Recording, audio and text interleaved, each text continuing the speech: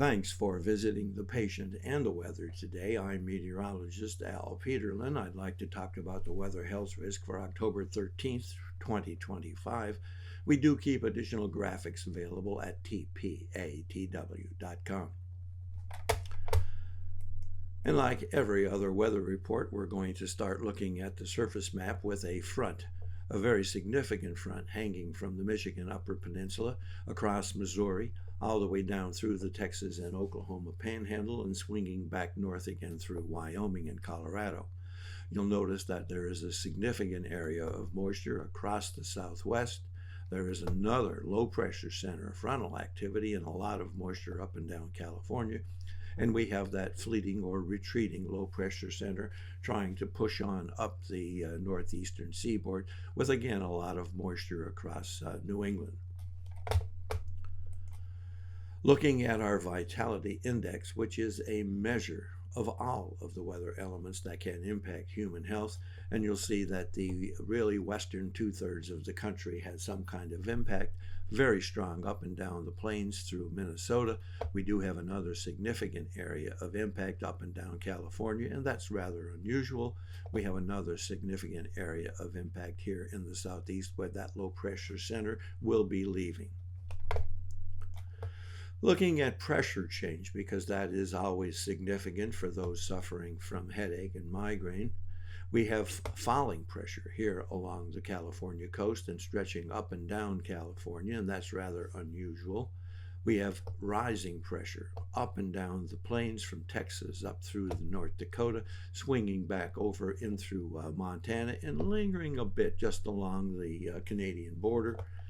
We also have rising pressure significant in the Carolinas, and you'll notice that it really includes much of the southeast, although the risk over much of the southeast is really more for those really sensitive.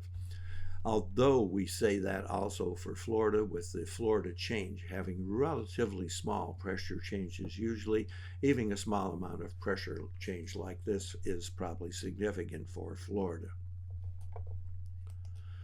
Looking at the temperature change, we do have rising temperatures here in southern Georgia, with a little bit of rising temperatures here in extreme southwest Texas, and rising temperatures here in Wyoming, Montana, Idaho connection.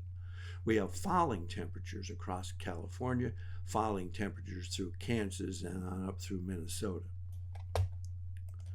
Looking at dew point temperature change, which can be very interesting, especially for those suffering through dampness issues, we have rising or increasing dew points up and down the coast of California, rising dew points here in the heartland, Wyoming, Colorado, and even portions of the Central Plains. And we have falling dew points here in Minnesota and the upper plains. Falling dew points are showing up very closely in the vapor area here in the Carolinas. And what's interesting is this very significant dry line or falling dew point temperatures running on up into Arizona. And finally, looking at the POI, or the measure of the oxygen in the atmosphere, which is our most significant issue that we use to forecast migraine and arthritis and asthma. And you can see that the risk of migraine shows up very strongly here from California, from the south through the north. It picks up very significantly from Texas through Oklahoma, Kansas, Nebraska, the Dakotas, really strong in Minnesota, Wisconsin, and Iowa.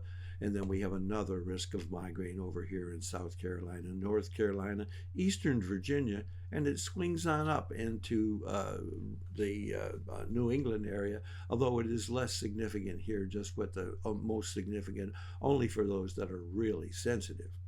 Our risk of asthma and arthritis, interesting because it's here in Delaware, southern New Jersey, a little area of asthma, arthritis risk in southern Georgia, and then we pick up the significant area of asthma and arthritis risk here in Nevada, Idaho, Montana, and a touch in Colorado and lots in Utah. Thanks for visiting the patient and the weather today. Your comments are appreciated. And if you hurt, let us know where you're located.